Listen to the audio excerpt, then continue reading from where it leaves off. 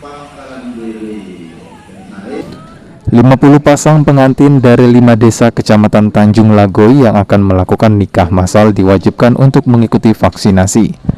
Pasangan nikah massal tersebut dikumpulkan pemerintah Kabupaten Banyuasin untuk mengikuti sidang isbat nikah karena mereka hanya melakukan nikah sah secara agama saja, tanpa diketahui dan diakui oleh negara. Momen isbat nikah sendiri menjadi momen pas bagi petugas, dan untuk vaksinasi sendiri guna mempercepat capaian vaksinasi Kecamatan Tanjung Lago yang sudah 50% dari 25.080 jiwa.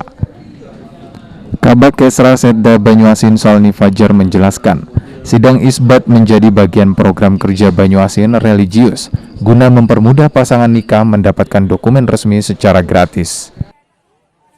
Selain dinikahkan mereka langsung divaksin, Pak ya?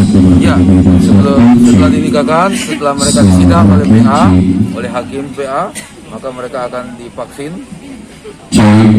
Ada juga yang sebelum disidang juga divaksin bersama dengan dinas kesehatan. Oke. Ada berapa pasangan tadi, Pak? Ada 50 pasang pengantin lama sedang hari ini. Bupati Banyuasin Askolani yang hadir didampingi Ketua PA Banyuasin menjelaskan, jika program isbat nikah akan terus dilakukan agar program Banyuasin religius makin dirasakan masyarakat. Mereka sangat bahagia, tentunya program ini akan kita lanjutkan di tahun-tahun berikutnya.